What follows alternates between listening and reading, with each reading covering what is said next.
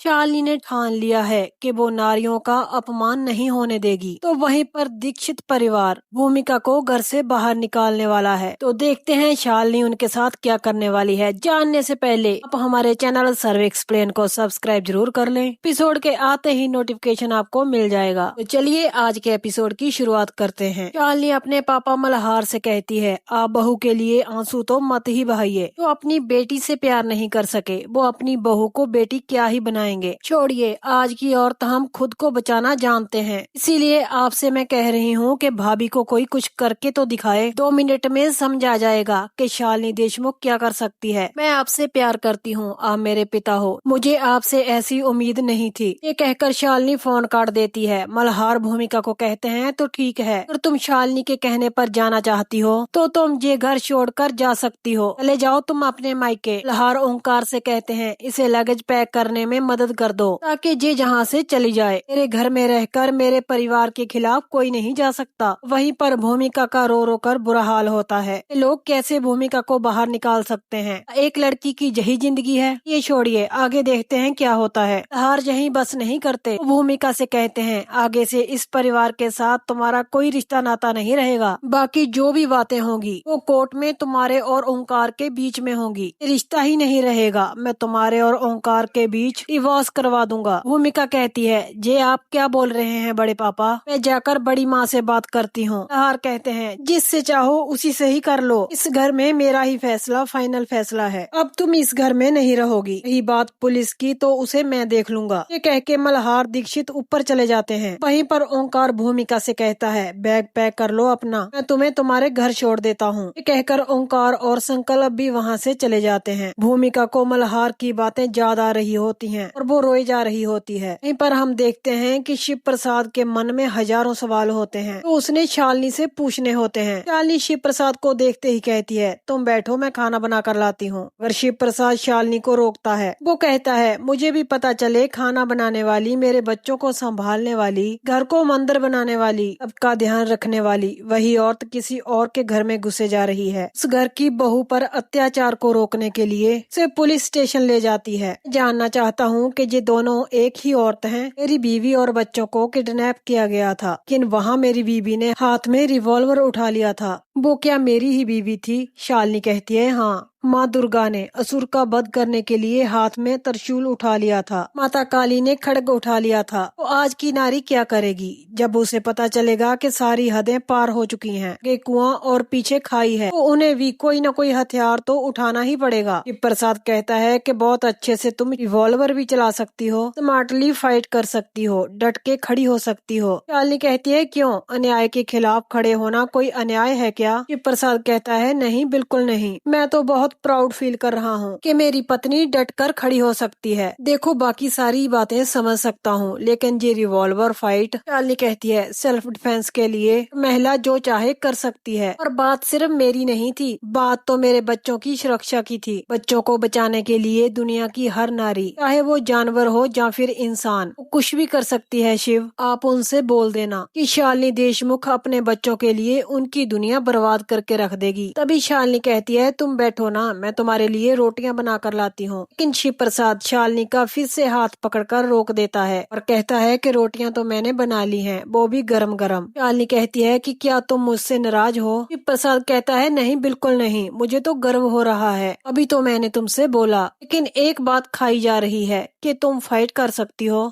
तभी शिव प्रसाद अपने मन में सोचता है, वो कहता है, जो मेरे घर में मेरी पत्नी बनकर रह रही है, आखिरकार वो है कौन? अभी शालिनी को भूमिका का फोन आता है। वो रोते हुए बताती है, मुझे दीक्षित खानदान ने घर से बाहर निकाल दिया है। शालिनी कहती है, जी आप क्या बोल रही हैं? भूमिका कहती है, हाँ, अब मेरे पास कोई ऑप्शन नहीं है शालिनी, अब मैं और नहीं लड़ सकती, मरने के अलावा मेरे पास कोई और रास्ता नहीं है। मेरे मायके वाले मुझे घर में कभी घुसने नहीं देंगे, वो बिल्कुल नहीं मानेंगे कि मुझ पर कोई अत्याचार हुआ है, उल्टा वो मुझे ही सुनाएंगे कि तुमने अपने ससुराल में एडजस्ट क्यों नहीं किया। अब मेरे पास कोई रास्ता नहीं है, मुझे मरना ही होगा। शालिनी कहती है, नहीं भाभी, आप लड़ोगी। तभी शालिनी भूमिका से कहती है, 1 मिनट रुकिए, और शिव प्रसाद से कहती है कि आपसे एक परमिशन चाहिए थी। शिव प्रसाद कहते हैं, क्या? शालिनी कहती है, अगर भाभी हमारे घर में कुछ दिन रुके तो। शिव प्रसाद कहता है, मिसेज ये आपका ही घर है और आप इस घर की मालकिन हो। हम तो आपके खिदमतगार हैं, आप जिसे चाहो रख सकते हैं। मुझसे परमिशन की भला क्या जरूरत है। ये सुनकर शालिनी खुश हो जाती है। वो कहती है ठीक है। तभी शालिनी भूमिका से कहती है, भाभी आप मेरे घर में आ जाओ। भूमिका कहती है, शालिनी तुझे क्या बोल रही है, मैं ऐसा नहीं कर सकती। शालिनी कहती है, प्लीज भाभी आप मेरे घर पर आ जाइए। अब जंग शुरू हो चुकी है, इसका इंजाम भी मैं ही देखूंगी। मेरे बच्चों को भी न्याय मिलेगा और आपको भी न्याय मिलेगा, ये मेरा वादा है।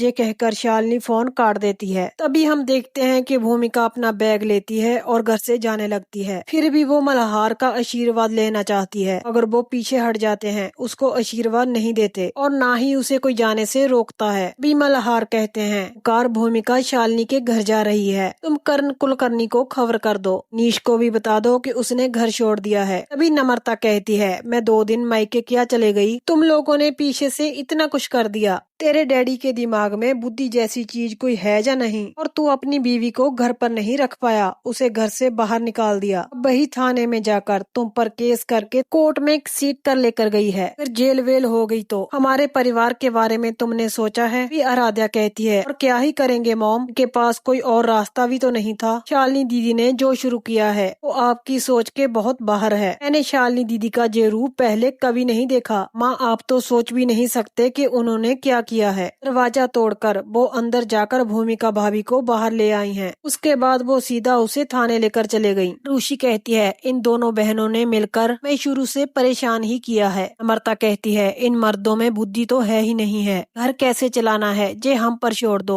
तुम लोग बिजनेस देखो ना, ये कितना सेंसिटिव मैटर है। तभी नम्रता आरुषि से कहती है, भूमिका को फोन लगा। तभी ओंकार कहता है, कोई फायदा नहीं होने वाला। नम्रता उसे भी कहती है, तू चुप कर, तेरी बुद्धि भ्रष्ट हो गई है। 30 मार खान कहीं का, लड़की को घर से बाहर निकाल दिया है, बेवकूफ कहीं का, पूरी जिंदगी जेल में बैठे रहना पड़ेगा तुम्हें, जैसा बाप वैसा बेटा। नम्रता अरुषि और आराध्या से कहती है, कोई तो फोन लगाओ, मुझे उससे बात करनी है। नम्रता आज कहीं ना कहीं से बात सही कर रही थी। हम देखते हैं भूमिका शालिनी के पास पहुंच जाती है, वो लगातार रोई जा रही होती है। शालिनी उसे कहती है कि आप ऐसे मत रोइए भाभी, मैं आपसे बोल रही हूँ ना, सब ठीक हो जाएगा। भूमिका कहती है, क्या ठीक हो जाएगा शालिनी, कुछ नहीं ठीक होगा। पति के घर से बाहर निकाली हुई लड़की, छोड़ी हुई पत्नी को ऐसी नजरों से देखते हैं लोग, तुम्हें पता है ना, दोष तो मुझे ही देंगे, मेरी ही गलतियाँ निकालेंगे। अब मुझे ऐसा लग रहा है कि मैंने थाने जाकर सही नहीं किया। शालिनी कहती है, नहीं भाभी, आपने थाने जाकर बिल्कुल ठीक किया है। घर घर में औरतों पर कितना अत्याचार हो रहा है, ऐसा तो नहीं हो सकता। एक लड़की अपने पिता का घर छोड़कर अपने ससुराल जाती है, वहाँ पर जी जान से सबका ध्यान रखती है। आपने भी क्या नहीं किया इस परिवार के लिए, पूरी जिंदगी आप सबके लिए काम करती रही। तभी भूमिका का फोन बजता है। शालिनी कहती है कि किसका फोन है। भूमिका कहती है कि घर से है। शालिनी कहती है, भाभी फोन मत उठाइए, मगर भूमिका कहती है, मैं उठाऊंगी भाभी। भूमिका फोन उठा ही लेती है। मर्ता बड़े प्यार से बात करती है। वो कहती है, बेटा क्या हुआ, ऐसे घर छोड़कर नहीं जाते, हर घर में कलेश तो होते ही रहते हैं, लेकिन बहू का काम होता है कि सबको संभाल लेना। तुम तो इस घर की बहू हो और बहुत अच्छी लड़की हो, तुम्हारे जैसी बहू मिलना बहुत ही मुश्किल है। मैं तो हर किसी को यही कहती रहती हूँ कि तुम्हारे जैसी बहू अच्छी हो ही नहीं सकती। देख बेटा, मैंने तुम्हें पसंद किया है और मैं ही तुम्हें इस घर में लेकर आई हूँ। इतने सालों से तुमने इस घर को संभाला है, इस घर के बड़े दादा और तुम्हारे पापा से गलती हो गई, तो घर वापस आ जा बेटा, ये ले अपने पति से बात कर। मर्ता कहती है, सॉरी बोल और उसे घर वापस आने के लिए बोल। भी ओंकार बात करता है और कहता है, सॉरी, तुम वापस आ जाओ, जो हुआ सो हुआ, मैं तुमसे माफी मांगता हूँ, गलती भी मानता हूँ, तुम प्लीज घर आ जाओ। तभी नम्रता ओंकार से फोन छीन लेती है। वो कहती है, सुन लिया तुमने बेटा, उसने तुमसे सॉरी मांग ली है और वो रोए जा रहा है, उसके मुंह में एक निवाला तक नहीं गया है।